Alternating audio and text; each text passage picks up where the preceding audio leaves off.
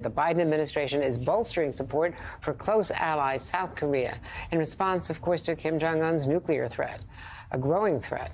For the first time in 4 decades, U.S. nuclear-armed submarines will dock in South Korea for what national security officials are calling occasional visits.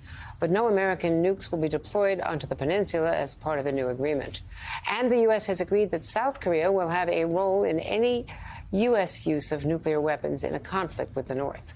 Joining me now, NBC Chief White House Correspondent and Weekend Today co-host Kristen Welker, Jen Psaki, former White House Press Secretary, former State Department spokesperson, and, of course, new host of Inside with Jen Psaki on Sundays at noon Eastern, and Victor Cha, Senior Vice President for Asia and Korea, Chair at the Center for Strategic and International Studies. Welcome all. So, Kristen, the Biden strategy on North Korea is nothing like the one-on-one meetings and love letters between former President Trump and Kim Jong-un. Nothing at all.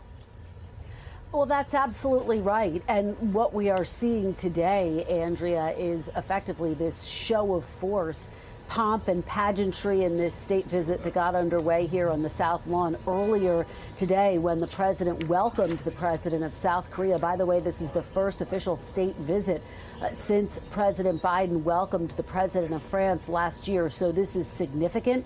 It is aimed at marking the 70-year alliance between these two nations and also reaffirming the United States' commitment to South Korea, to its security. As you said, Andrea, the president is poised to announce that the U.S. will be sending those submarines to the region, and basically a show of force and a show of deterrence against North Korea. And of course, it comes about growing concerns about North Korea, but also about China, as well as the war in Ukraine. So all of those topics are going to be front and center. South Korea has, of course, provided and slapped sanctions on Russia, but it has not provided any artillery. That is among the things that's expected to be under discussion here today as well, Andrea. Of course, as we learned about earlier today, that call between President Zelensky and President Xi, and I spoke to John Kirby about that call, and he basically said, look, we are encouraged by the fact that there were conversations. At the same time, they're not ready to get ahead of any significance that that call may have had in terms of bringing the two sides, Russia and Ukraine, to the table for peace talks, Andrea. And Victor Cha, so how is the decision to dock nuclear submarines in South Korea, as well as this agreement with South Korea on any deployment of nukes in a conflict with the North, how is that going to be received in Pyongyang and in Beijing? Well, Andrea, I'm sure particularly the North Koreans are not going to like it, and they'll try to find some way to respond to it. But it was important for the Biden administration to do. In terms of capabilities, there's no doubt the United States has all the capabilities it needs to deter North Korea from using nuclear weapons. But there's the reassurance aspect of deterrence with regard to the South Korean public, as North Korea keeps flying these missiles, nearly on a daily basis all around the region. So this redeployment of assets, whether it's by sea or by air, I think are important steps that the administration is taking that will reassure the allies, and it'll be a show of force with regard to both North Korea and China. And Jane, you've had so much experience at the White House and at the State Department, and in this region in particular.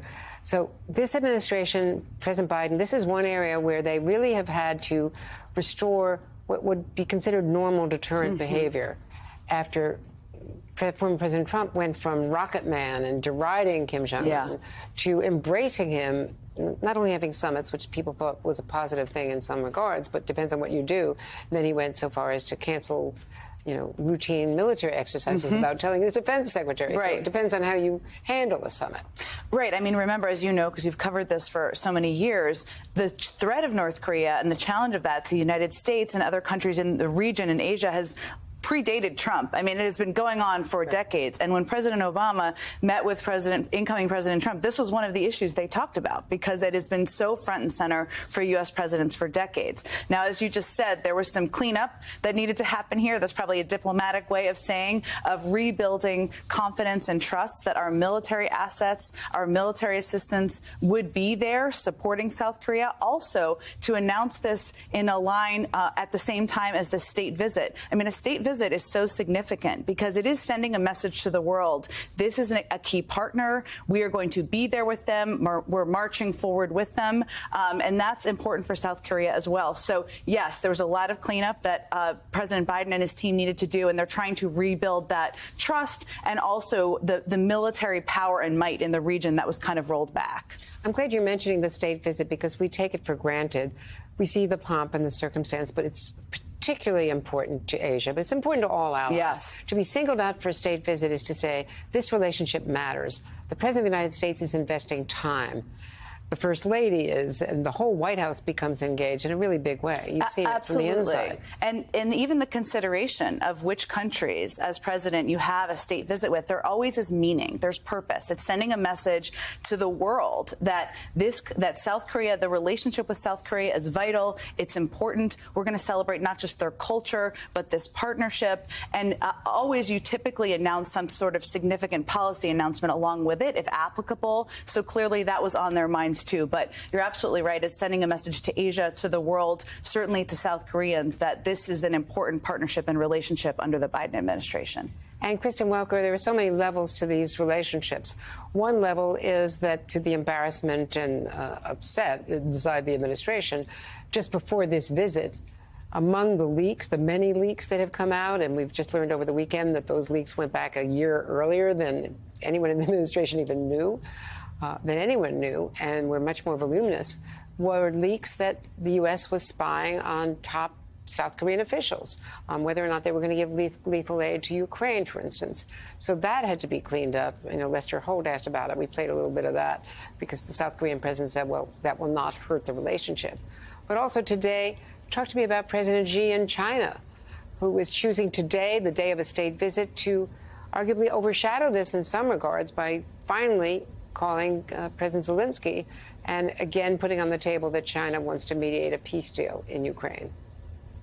Well, Andrea, you're right. And I think there's no coincidence there. And part of this state visit is not just sending a message to South Korea and the world, as Jen was just talking about, but a message to China as well. The U.S. really aiming to be a counterweight in that region. And here we have these developments that President Zelensky and President Xi spoke for the first time since Russia's war in Ukraine began. John Kirby telling me, and Andrea, I'll just read this to you. He says, we'll have to let these two leaders speak to the details of their conversation, but as we have long said, we believe it is important for President Xi to avail himself of President Zelensky's perspective on Russia's illegal invasion of Ukraine.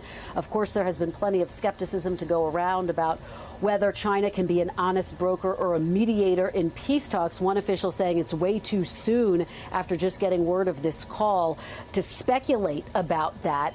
But again, that call overshadowing this visit, it will undoubtedly be among the topics that they discuss today, Andrea, when they hold the critical talks they're going to have. And I wouldn't be surprised if it came up during the joint press conference that they have later on this hour, Andrea. And Victor Cha, just looking back several decades, it wasn't that long ago. Well, I guess it was a while long ago when you think about it. But when President Clinton was in office, we were talking about six-party talks, and that China was the key to resolving the North Korean threat, the growing North Korea threat of Kim Jong-un's father at the time. And Russia was involved. So the whole region was involved in trying to contain North Korea from getting the bomb. And of course, now he has between, we think, 30 and 50 warheads. Yes, Andrea, things have changed a great deal. I worked on those talks, and that was a time when North Korea took some sort of action like a nuclear test or a missile test, China and Russia would join us in the UN Security Council to condemn North Korea and to put sanctions on them.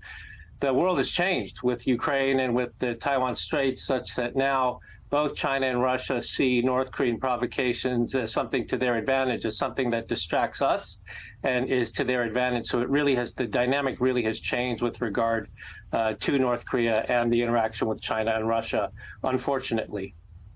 And in that time, as Jim was just saying, there were, UN sanctions, as you were saying. Well, all of these missile tests, just about all of them, that he has used, almost on a daily basis, they're all against UN sanctions, UN resolutions. And so they're basically internationally illegal. Mm-hmm. That's right. They're all against UN sanctions, and I don't really think of them as testing anymore. This is really missile exercising. They're carrying out exercises. They've already developed a lot of capability over the past. They developed a lot of it during the Trump administration, and these capabilities are very threatening, not just to the United States and Japan and South Korea, but to countries they might sell these capabilities to. So it's a very difficult and challenging situation for sure. They now have long-range missiles, intercontinental ballistic missiles that can reach the continental U.S., not only Guam and our territory and Hawaii. One more question I had about the significance of the submarine basing there. Where have they gone? You've been tracking all of the commercial satellites imagery about them developing potentially a satellite, rather a submarine that can launch some of these really dangerous missiles. Yeah, so they're doing a number of things. One is that they look like they're preparing to launch a spy satellite. Kim Jong-un has talked about that. Some of the commercial imagery that we collect shows they're doing a lot of work at the Sohae Satellite Launch Facility. And then they have been working for a long time on a sea-launched ballistic missile capability, which would be the second leg of the triad. I don't think they'll get to the third leg, but the mobile ground-based and then the sea-launched capability is what they're after. So these, again, are very concerning things. Victor Cha, thanks so much. Kristen Welker, we'll be talking to you later. Thank you. And Jen Psaki, thank you.